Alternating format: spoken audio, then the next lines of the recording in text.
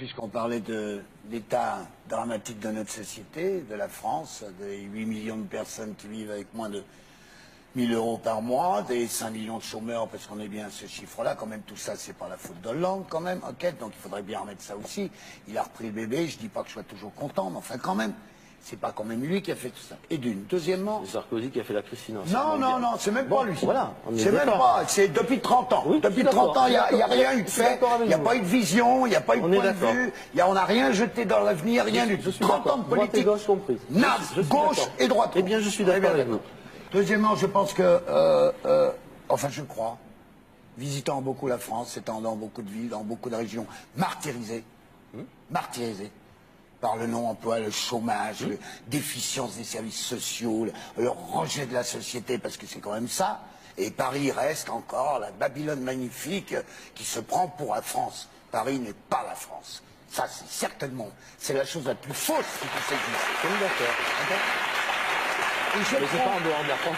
Mais je trouve que, en ces temps troublés, tellement troublants, que les politiques, qu'ils soient de gauche, qu'ils soient de droite, ne se taisent pas enfin pour être dans la même flamme, dans le même univers, puisque on me parle de république, de républicain et tout. Mon cœur bat quand j'entends ça.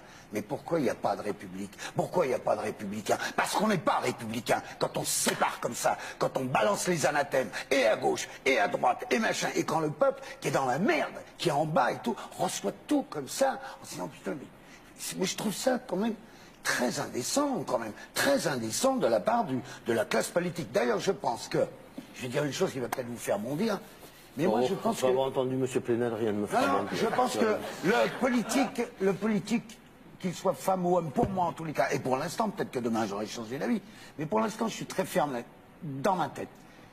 Il ne sert plus à rien. C'est un prestataire de service. Eh bien, ça ne devrait pas.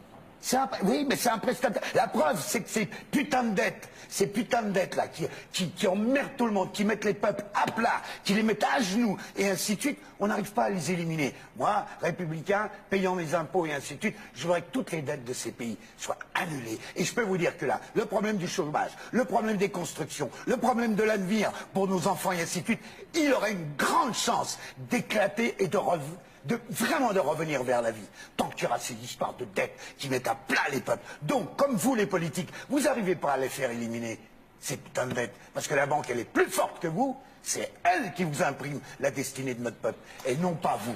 Voilà. C'est pas une agressivité.